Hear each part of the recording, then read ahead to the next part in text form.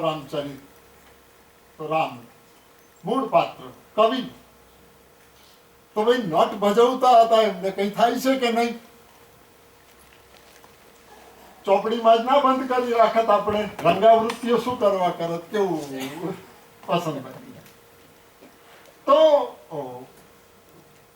Nut ભજવે છે તો એ પણ તદ્રુપ થઈ જાય છે. તાટસ્થ્ય પૂર્વકનું તાદાત્મ્ય, તટસ્થ પણ એ વખતે તદ્રુપ પણ થઈ જાય. એ કળા સિદ્ધ કરે છે કવિ અને નટ પણ. તો એમને કઈ ના થાય. અને પછી વાત તો એ આવી કે બધા લખ્યું પણ ભવભૂતિ અને ભજ્યું પણ, આ બધાને શું અનુભવ થયો? એટલે પ્રેક્ષકોને જો આસ્વાદ્ય માન બને તોય રસ. આમ ત્રણ બિંદુઓ છે રસના. ભવભૂતિએ તો સ્પષ્ટ કહી દીધું છે, આત્મલક્ષી સત્ય પ્રગટ કર્યું છે. રામસ્ય કરુણો રસ, મારો ને રામનો કરુણ. બીજી વાત એમણે બહુ સરસ કરુણ રસ માટે કહી, કોઈ પણ વાત ઉપર છલ્લી થાય તો એ અસરકારક નથી બનતી.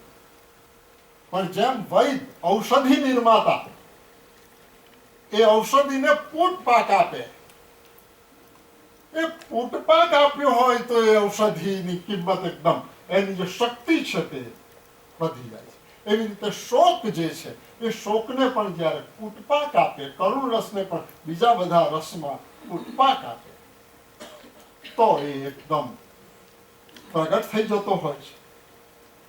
તો આ જે આખી વાત છે, બે વાત, ત્રણ સ્થાપનાઓ આચાર્ય ભવભૂતિએ કરી. અને હું કાવ્યશાસ્ત્રનું થોડું ઘણું વાંચું છું, જાણું છું જરા. પણ મને એક વાત તો 100% લાગી કે કાવ્ય અને કાવ્યશાસ્ત્રનું અંતિમ સત્ય જેટલા કવિઓ જાણે છે એટલું કોઈ નથી જાણતું. હવે વાત એવી થઈ કે આટલી બધી શાસ્ત્રીય ચર્ચાઓ કરી, શુષ્ક, પણ કઈ એના ઉદાહરણ મળે છે કે કેમ? તો કરુણ રસની જે છટાઓ સંસ્કૃત સાહિત્યમાં પ્રગટ થઈ છે એની જરાક વાત કરીએ. બધાની વાત કરીએ તો આપણે યાદ કરવા પડે સરસ્વતીના અવતાર જેવા કાલિદાસના. સરસ્વતીએ બધું કહ્યું દંડીનું મન રાખવા માટે, કવિર દંડી.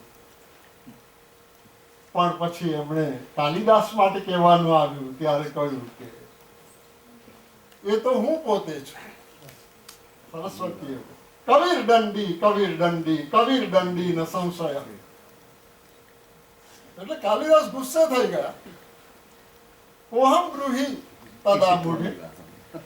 મૂર્ખી, સરસ્વતીને આવું કહી શકે કવિ, સાચો ઉપાસક.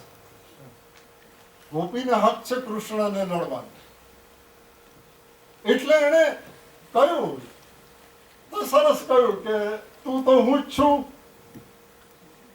એટલે એવા કાલિદાસ. તો કાલિદાસને વાંચતો હતો, થોડીક વાત કરવાની છે. તો મને કરુણ રસનું જે નિરૂપણ કાલિદાસે કર્યું છે એકદમ મને મજા પડી. કેવું કર્યું છે? તમે બધા આઈના ઘરમાં તો કોઈને કોઈ દિવસ ગયા હશો, અરીસા ઘરમાં. અરીસા ઘરમાં તમે ઊભા હોવ ત્યારે તમે એટલા બધા દેખાવ કે વાત ના કરો, અને એમ લાગે કે આખો રૂમ આપણાથી ભરાઈ ગયો. કાલિદાસે પણ એવી એક રચના યુક્તિ, પોએટિક ડિવાઇસ યોજી છે. કાલિદાસ બહુ મહાકવિ છે ને કવિ કુલ ગુરુ છે, એટલે અમારા બધાના ગુરુ. એ આ કારણે અમને યુક્તિઓ શીખવી છે, ડિવાઇસ, પોએટિક ડિવાઇસ. તો શું થાય? કાલિદાસે 2 વિલાપ કર્યા, મૂક્યા, રતિ વિલાપ અને અજ વિલાપ. મેં એને જ્યારે હું વિચારતો હતો ત્યારે મને થયું કે કાલિદાસે દર્પણ સમ્મુખ દર્પણ યોજના કરી છે. એક દર્પણ આમ મૂક્યું ને બીજું દર્પણ આમ મૂક્યું, એવા 2 વિલાપો છે. દર્પણ સમ્મુખ દર્પણ યોજના એ કાલિદાસીય કરુણ રસની અદ્ભુત રચના છે. કાલિદાસ કેવા છે તે એટલે કદાચ આજ સુધી આ વાત કોઈએ કરી પણ નથી.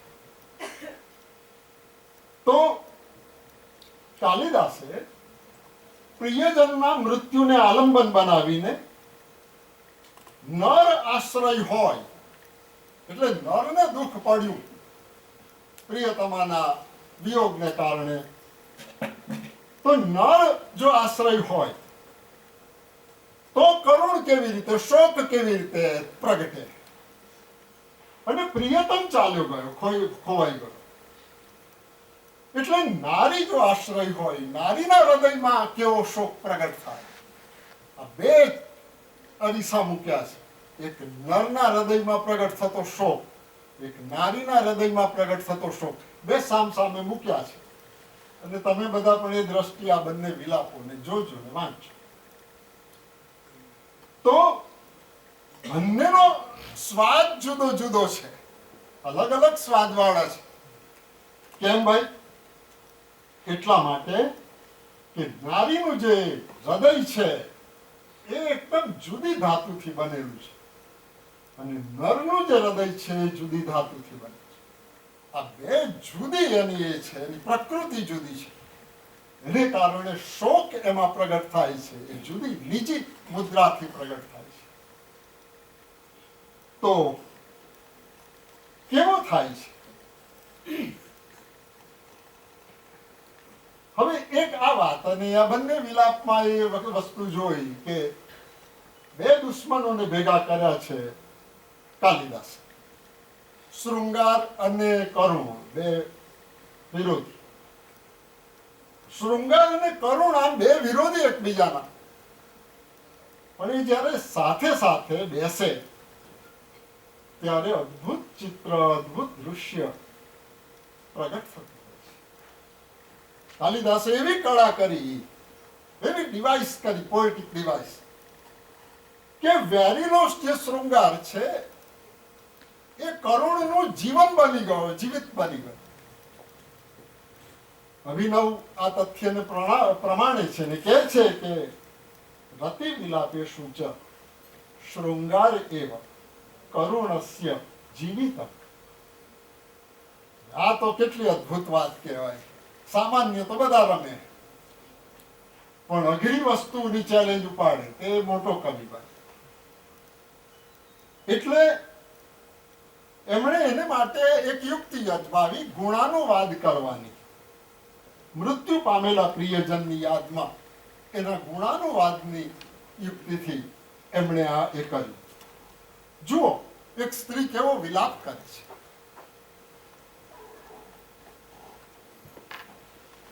તવ નાથ શરહ શરાસનમ તવ દેહેન સહૈવ ભસ્મસાત અહમસ્મિ તતઃ પ્રતીયતે તવ નાસ્મિતિ કિમુચ્યતામિતઃ. સરસ વાત કરે છે, ઠપકો આપે છે. હે નાથ, નાથ એટલે સ્વામી, માલિક, મિલકતનો ધણી. હે નાથ, તમે તમારા દેહ સાથે તમારી માલિકીની બધી વસ્તુ લઈ ગયા. ધનુષ લઈ ગયા, બાણ લઈ ગયા, માત્ર મને તમે તમારી પાછળ જીવતી છોડી ગયા. એટલે એક વાત તો નક્કી છે કે તમે મને તમારી ન ગણી, પછી કે છે કેમ ઉચ્ચતા મિત્ર. આનાથી વધારે તો હવે તમને શું કહું. તમે જોશો કે જયારે મેં આ વાંચ્યું અને મને થયું તો આ જે ઉપાલંબ છે કામદેવને રતિ આપેલો, એ ઝેર પાયેલા બાણ જેવું છે. કામદેવ જીવતા હોત તો કદાચ ફરીથી આપઘાત કર્યો હોત. એટલો બધો આ વાણીમાં પ્રભાવ છે. નાથ એવું સંબોધન કર્યું છે. બીજું બધું કેટલા પ્રિય તમને બધા દૈત્ય, કેટલા હજારો શબ્દો છે. સ્ત્રીઓ તો પ્રિયતમ માટે કેટલા કેટલા એને તો લાડ લડાવ્યા છે અને જુદા જુદા શબ્દોથી પ્રેમ કરે છે. આટલા બધા શબ્દોમાં એક નાથ શબ્દ પસંદ કરે છે, માલિકી. રતિએ પોતાનું સર્વસ્વ આપી દીધું છે, માલિક બનાવી દીધું છે.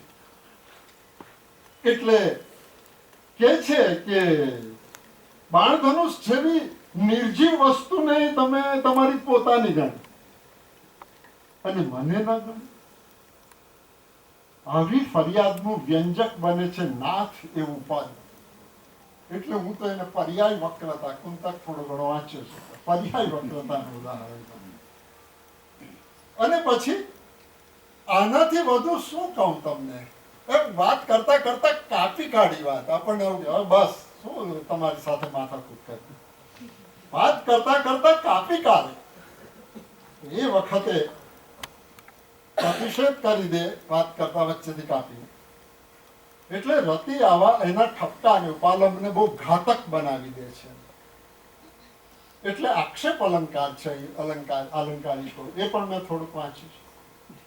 એટલે આક્ષેપ અલંકારથી ઉક્તિનો એવો મનોહર મરોડ રચાયો છે આમાં. અને આપણને થાય છે કે હવે રતિનો શું એ છે. નક્કી કરી લીધું છે કે પ્રિયતમ તારી પાછળ જ હું પ્રાણ છોડી દઈશ. આ વાત છે. તો આ રતિનો વિલાપ સ્ત્રી કેવી રીતે અનુભવે અને કેવી રીતે ઉપાલંબ આપે, શોક કેવો પ્રગટ, અને પુરુષ છે તે કેવી રીતે એ કરે તે જોવાનું. બહુ સરસ રીતે એ કરે છે.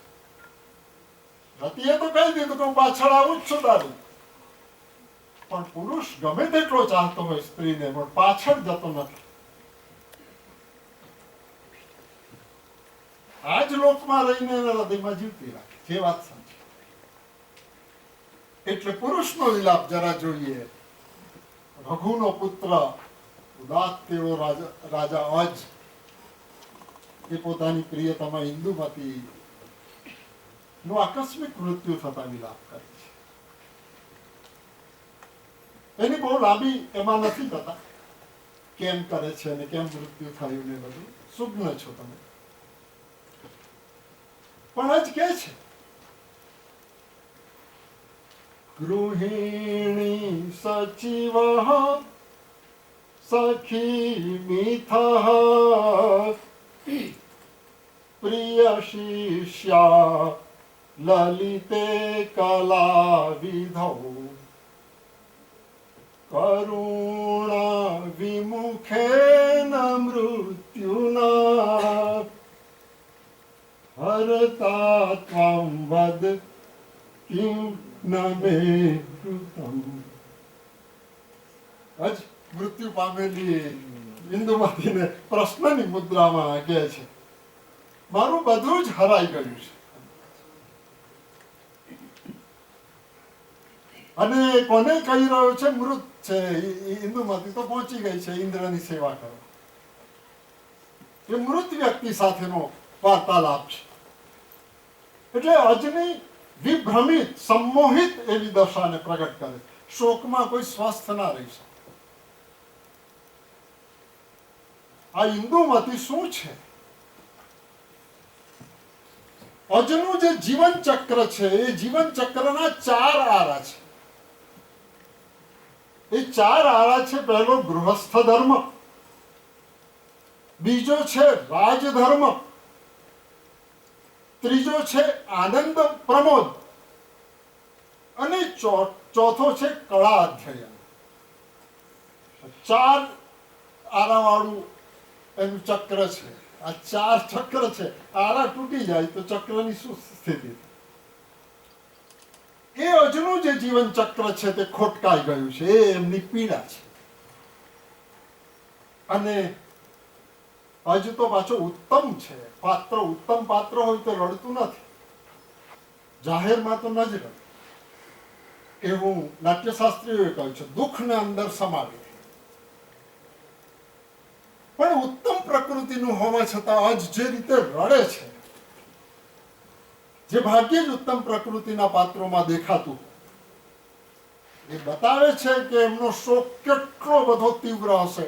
બધી મર્યાદાઓને તોડી ફોડીને એ બહાર નીકળી ગયો છે. શોકની છોડ આપણને આ પદ્ય દ્વારા દેખાય છે. વદ કિમ ન મેહુરતમ, સામે બેઠી હોય એવું કહે છે. પ્રશ્ન પૂછ્યો છે પણ જવાબની અપેક્ષા નથી. એટલે વળી પાછો મારામાં રહેલો જે આલંકારિક છે એ કહે છે કે આ તો ઉત્તર અલંકાર કહેવાય. જે પ્રશ્નમાં ઉત્તરની અપેક્ષા ના હોય એવો જે પ્રશ્ન પૂછીએ ઉત્તર અલંકાર. પ્રશ્નની અપેક્ષા વિના પૂછાય. આવી એવો એક કાકુ, એક ભંગીમાં, વાક ભંગીમાં એ એમાં પ્રગટ થઈ છે. અને એ જીવનનું જે ખાલીપણું છે એને પ્રગટ કરે છે. તો તમે જુઓ કે આ બંને કેવી રીતે પ્રગટ થયા. એવું નહીં કહ્યું કે હું તારી પાછળ આવું છું, એવું પણ બહુ ખાલી થઈ ગયો. પછી તો વ્યાસજીએ મહાભારતમાં જે કમાલ કરી છે, બધા અલંકારિકો ખુશ થઈ ગયા છે, આનંદવર્ધન, કે આવો શૃંગાર વ્યાસજીએ નિરૂપ્યો છે. અદભુત, આવો કરુણ અદભુત રીતે રચ્યો છે. પ્રસંગ એવા પ્રકારનો છે કે મહાભારતનું યુદ્ધ પૂરું થયું છે. ભૂરિશ્રવા મરાયો છે. એમની જે રાણીઓ છે તે પાછળ જાય છે રણ મેદાનમાં, રણક્ષેત્રમાં. અને પ્રિય જે રાણી છે, પ્રિય પત્ની છે, પ્રેયસી છે ભૂરિશ્રવાની, એ બધા જુએ છે. અહીં પગ પડ્યા છે, એટલે માથું પડ્યું છે, એટલે હાથ પડ્યા છે. હાથ પકડે છે, હાથ લઈ, અને એ હાથને પછી કહે છે ભૂરિશ્રવા તો મૃત્યુ પામે છે, હાથ કપાઈ ગયો છે. અયમ સ રસનોત્કર્ષી પિનસ્તન વિમર્દન નાભ્યુરુ જગનસ્પર્શી નિવિશ્વસન કર. એનો પ્રિયતમનો હાથ લઈને કહે છે, આ રહ્યો એ તે હાથ. કેવો હાથ છે? આ હાથ એવો હતો કે જે મારી કટી મેખલાને ઊંચે કરતો હતો, નિવિબંધ છોડતો હતો. આ હાથ એવો હતો કે જે મારા પિન સ્તન યુગલનું મર્દન કરતો હતો. આ હાથ એવો હતો કે જે મારી નાભી ઉરુ જગનને સ્પર્શ કરતો હતો. તે આ હાથ. તો અહીં જે બે વિરોધી વસ્તુઓ મૂકી છે, સ કરહ અને અયમ કરહ, આ બે વચ્ચે છે. સ કરહ, જ્યારે પત્નીને પ્રાણી કરતો હશે ભૂરિશ્રવા, ત્યારે, એટલે કે રતિ સંગ્રામમાં આ હાથ શું કરતો હોય. અને હવે આ જે સંગ્રામ છે તેમાં આ હાથની શી સ્થિતિ છે? અયમ અને સહ. અયમ છે તે વર્તમાનનો હાથ છે અને સહ છે તે ભૂતકાળનો હાથ છે. આ અયમ ઉપર સહનો આરોપ કરી દીધો છે. આ અદભુત કામ વ્યાસજીએ કર્યું છે. એટલે વ્યાસજીએ પોતાના પ્રિયતમ ભૂરિશ્રવાના મૃત્યુથી જે જન્મ્યો શોક પ્રિય પત્નીના મનમાં, હૃદયમાં, તો એને એમણે સ્મરણથી, એટલે ભૂતકાળનું જે સ્મરણ છે, ભૂતકાળના સ્મરણથી, સ્મરણમાં રહેલો એવો જે સંભોગ શૃંગાર છે એને સાથે જોડી દીધો, સંયોજી દીધો.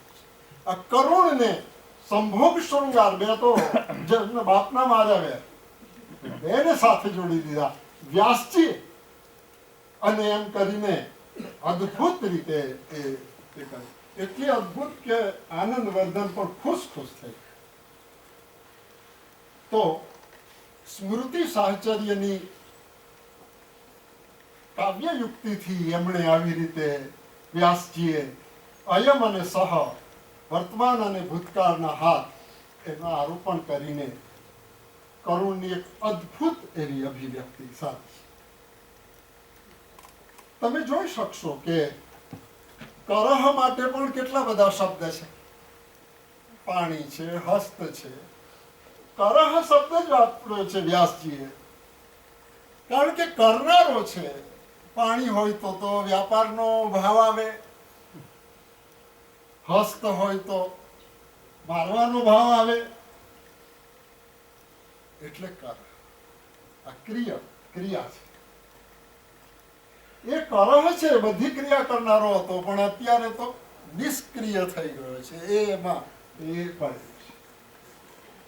તો આ એક જે વાત છે એ તમે જોશો. કરુણની વાત કરીએ અને ભાસો હાસા કહીને હાસથી પંકાયેલા એવા ભાસની વાત ના કરીએ તો ન ચાલે. ભાસે જે કરુણની અભિવ્યક્તિ કરી છે એટલી અપૂર્વ છે કે ચકિત થઈ જાવ, હલી ઉઠો, ખાવાનું ન ભાવે. એ જે વાત છે ભયાવહ એવા હાસ્યથી, જેને બ્લેક હ્યુમર કહેવાય છે, દુર્હાસ, એવું જે દુર્હાસ છે, બ્લેક હ્યુમર, ભયાવહ હાસ્ય, એવું હાસ્ય કે તમારો પ્રાણ ચાલ્યો જાય, એવું હાસ્ય, બ્લેક હ્યુમર. હાસ્ય માણસના હૃદયને કમળની જેમ ખીલવી દે છે, પણ આ બ્લેક હ્યુમર એવું હોય છે કે કમળ. એટલે હું નાનો હતો ત્યારે એવું કહેવાતું કે માવોનું હાસ્ય એવું કહેવાતું. ચીનના એક વખતના સરમુખ બધાના બે કરીને પછી વાત કરે, માવો બધા એકદમ એ સાવધાન, અને પછી કોઈક સામે હસે એટલે સમજી લેવાનું કે એના દિવસ પૂરા થઈ. એ પછી ગુમ થઈ જાય, મળે જ નહીં પછી કોઈ જગ્યાએ. એટલે માઓનું હાસ્ય એવું કહેવાતું. કેટલાક હાસ્ય પ્રાણઘાતક હોય છે, કેટલાક સંજીવની જેવા. એવું એક હાસ્ય છે, એને કરુણ સાથે સંયોજીને, હાસ્ય રસને કરુણ સાથે છે. મેં તો બિલકુલ દુશ્મન. કરુણને કેવો વેધક બનાવી દીધો છે ભાસ, એ જુઓ.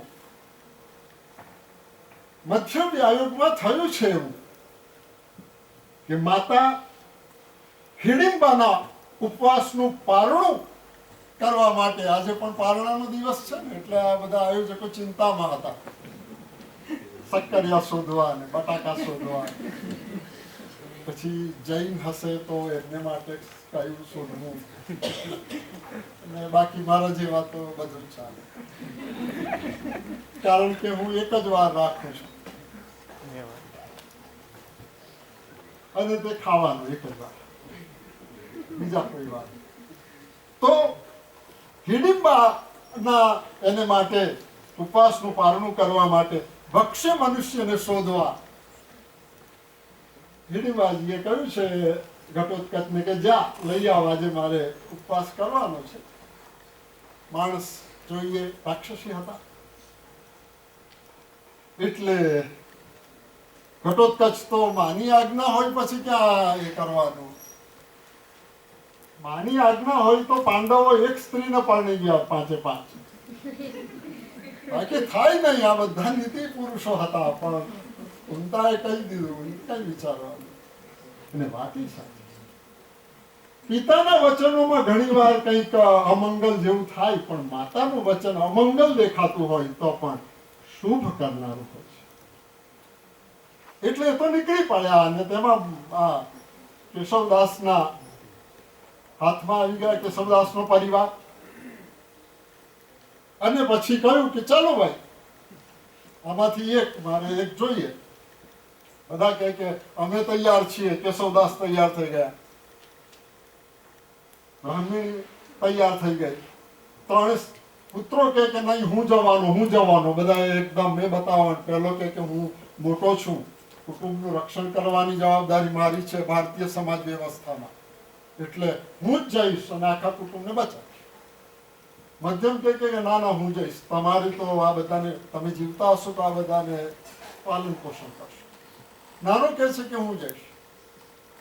બલિદાન આપવાની હોડ મચી ગઈ. એમ એવું લાગ્યું કે આ કેટલો આદર્શ પરિવાર છે. તો ઘટોત્કચે કહ્યું કે મારે તો એકની જ જરૂર છે, બધાની જરૂર નથી.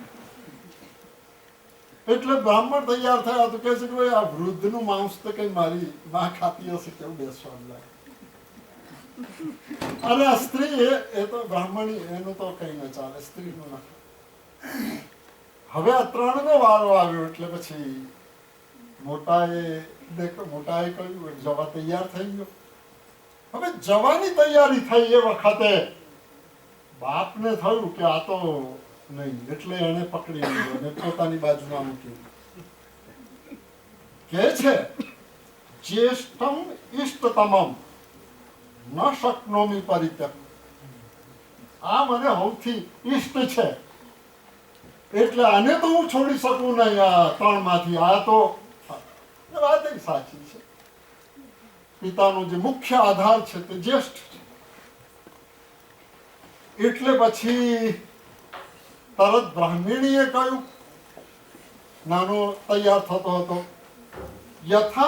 યથાર્યો જ્યેષ્ઠમ ઈચ્છતિ તથા અહમપી કનિષ્ઠમ ઈચ્છામિ. તમે જેમ મોટાને એ કર્યો તો હવે નાનકો મને વાલો છે. મારા નાનકાને વધારે વાલ કરે, એ આપણા બધાનો અનુભવ છે. મારા જેવો જે હોય વચ્ચે તેની શું દશા થાય, હું વચ્ચે છું.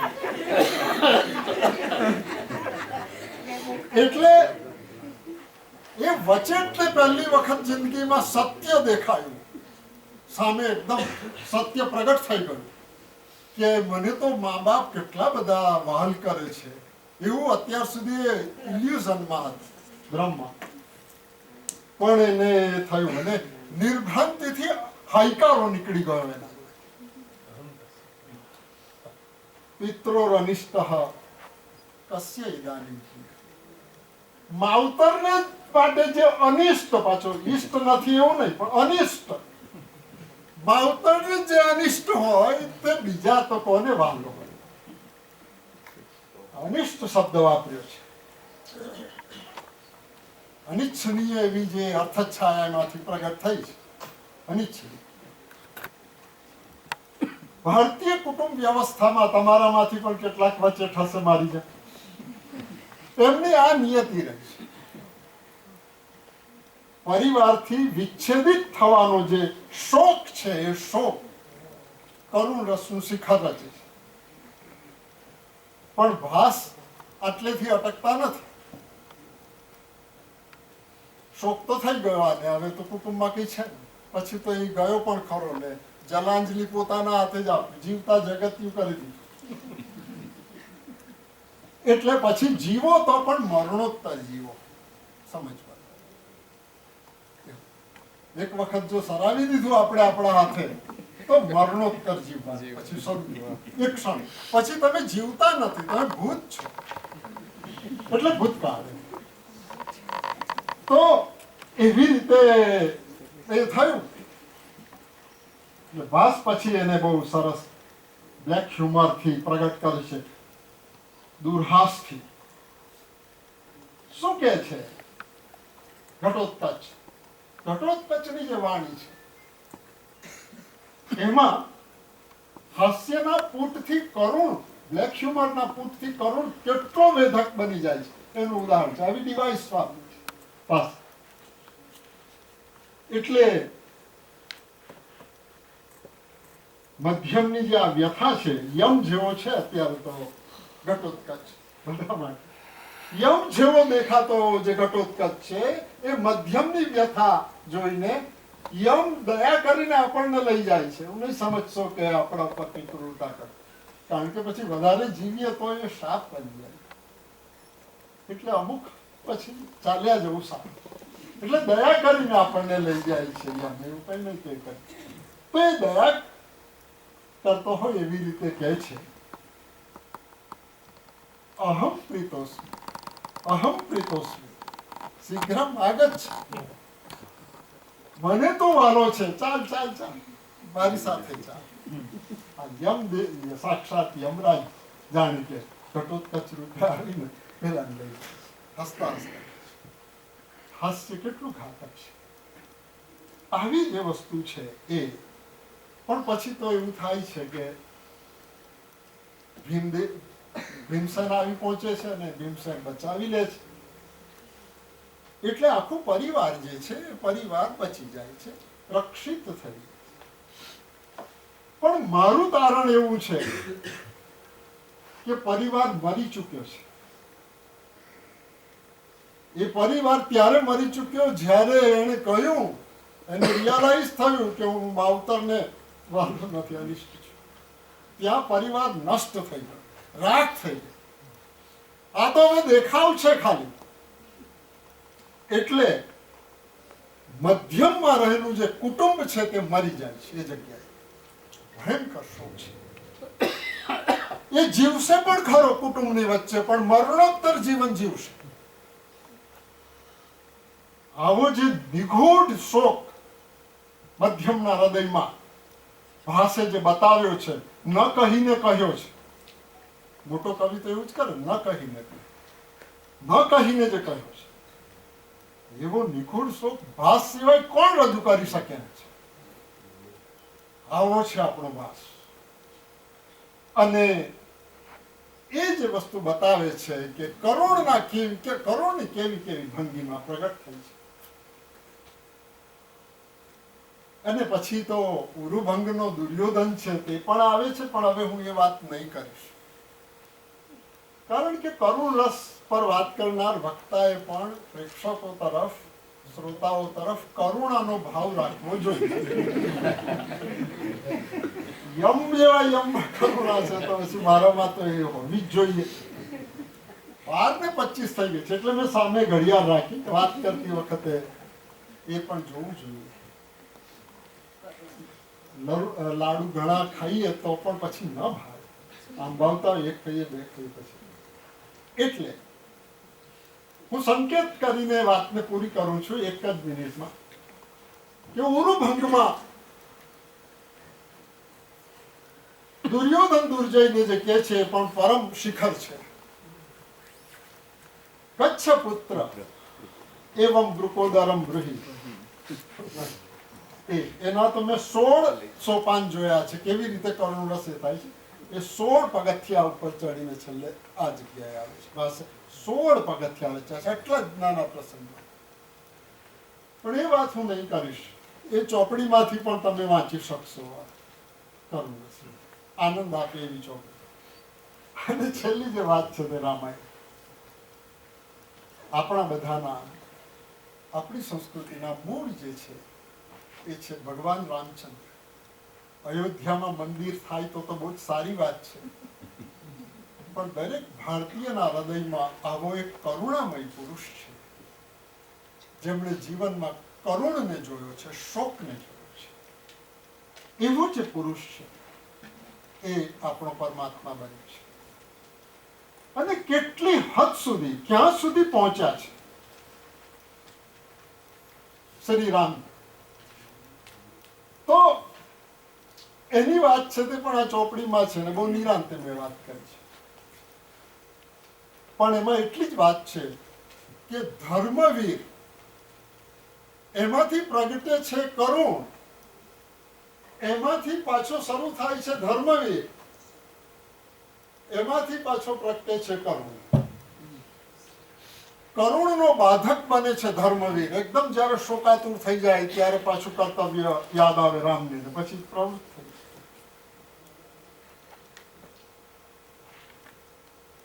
સીતાનો ત્યાગ કર્યો પછી રામ એકદમ હતાશ થઈ ગયા. કેટલા હતાશ થયા છે. કહી દીધું છે પૃથ્વીને, મારી સીતા પાછી લાવો.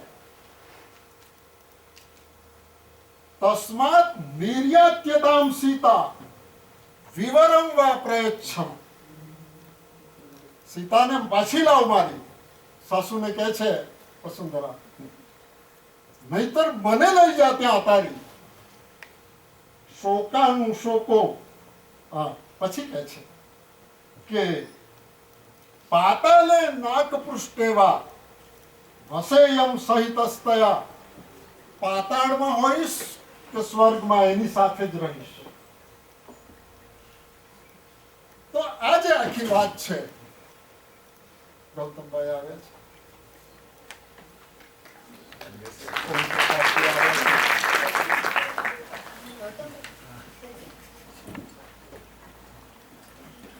એટલે આવી રીતે એમણે કહ્યું. પછી તો લક્ષ્મણને દેહાંત દંડ આપવાનું થયું. અને લક્ષ્મણે જ્યારે દેહાંત દંડ એટલે કે લક્ષ્મણનો ત્યાગ કર્યો. પછી વશિષ્ઠે કહ્યું કે વધ કરો એના કરતા ત્યાગ કર્યો. એટલે લક્ષ્મણે પ્રાણ ત્યાગ કર્યો. અને ત્યારે જે રામ હચમચી ગયા, ત્યારે કહ્યું કે હું આજે ને આજે ભરતજીનો રાજ્યાભિષેક કરાવું છું. લક્ષ્મણ જે રસ્તે ગયા એ જ રસ્તે હું જઈશ. પણ ફરીથી ધર્મ વચ્ચે આવ્યો અને બધા દીકરાઓને ગોઠવ્યા, બધા જુદી જુદી એના ઉપર. અને પછી એ ચાલ્યા ગયા. રામક્ષય થયો એવું વાલ્મીકીએ કહ્યું. તો આવું આપણી પરંપરામાં પણ આ વાત છે કે જ્યાં સુધી તમારું હૃદય નહીં વિંધાશે ત્યાં સુધી તમે જીવનનો મર્મ નહીં પામી શકશો. અને એ જ કરુણ છે. એટલે કરુણ એ આપણા માટે પ્રાણ જેવો છે ને એટલા માટે જો એની પ્રાણ પ્રતિષ્ઠા કરવા આજે ઉભો છું.